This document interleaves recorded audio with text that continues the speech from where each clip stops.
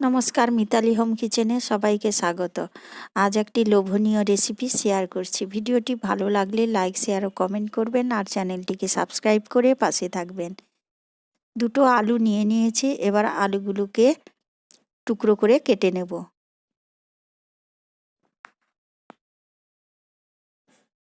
আলুগুলো একটু মোটা মোটা করে কেটে নেব।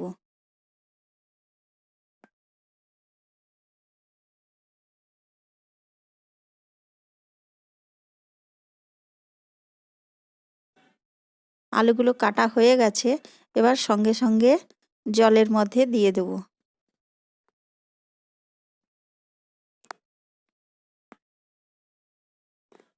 আলুগুলোকে 2-3 বার জল পাল্টে পাল্টে ধুয়ে নিয়েছি, এবার জল থেকে তুলে ছেঁকে নেব।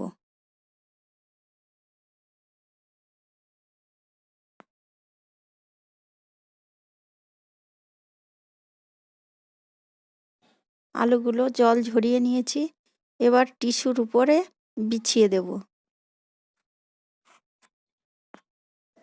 মোটামুটি 10 থেকে 15 মিনিট একইভাবে রেখে দেব। এবার একটা পাত্রের মধ্যে নিয়ে নিচ্ছি 2 কাপ পরিমাণ ময়দা, তার সঙ্গে দিয়ে দেব হাফ কাপ পরিমাণ কর্নফ্লাওয়ার। এবার কিছু মশলা মেশাবো। এর মধ্যে দিয়ে দিচ্ছি স্বাদমতো লবণ, রেড চিলি পাউডার 1 চামচ পরিমাণ,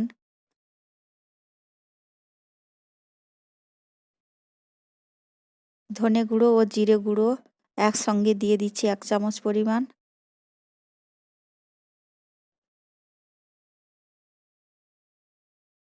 হলুদ গুঁড়ো সামান্য পরিমাণ, দিয়ে দিচ্ছি আমচুর পাউডার সামান্য পরিমাণ। এবার এর মধ্যে দিয়ে দেব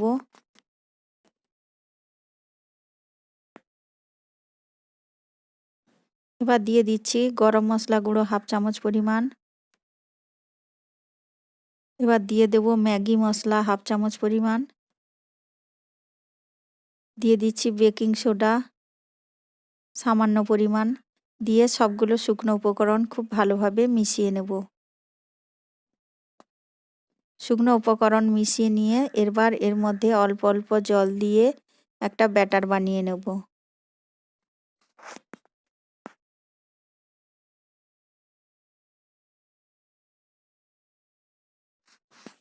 অল্প অল্প জল দিয়ে একটা ব্যাটার বানিয়ে নিয়েছি। ব্যাটারের থিকনেসটা ঠিক এরকমই হবে।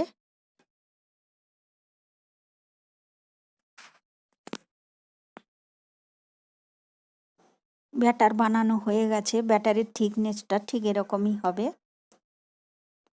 এবার একটা থালার মধ্যে 1 কাপ পরিমাণ ময়দা, সামান্য পরিমাণ লবণ দিয়ে এইভাবে বিছিয়ে রেখে দেব। এবার বিছিয়ে রাখা আলুর উপরে যেটুকু জল লেগে আছে টিস্যু দিয়ে খুব ভালোভাবে মুছে নেব। এবার একটা আলুর টুকরোকে নিয়ে ব্যাটারে ডুবিয়ে শুকনো ময়দার উপর রেখে দেব।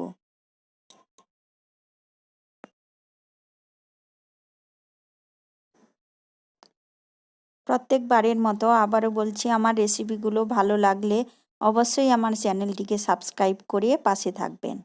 প্রত্যেকটাকে একইভাবে ব্যাটারে ডুবিয়ে শুকনো ময়দার উপর রেখে দেব।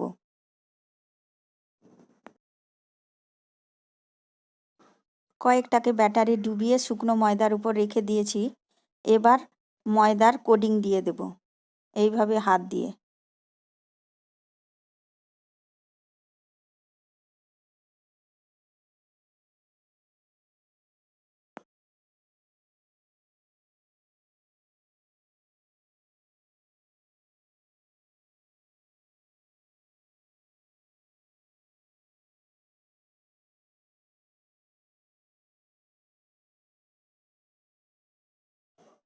আগে থেকে কড়াইতে তেল গরম করে নিয়েছি।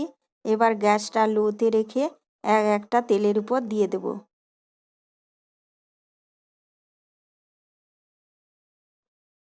এই সময় গ্যাসটা একেবারেই লোতে রাখবো।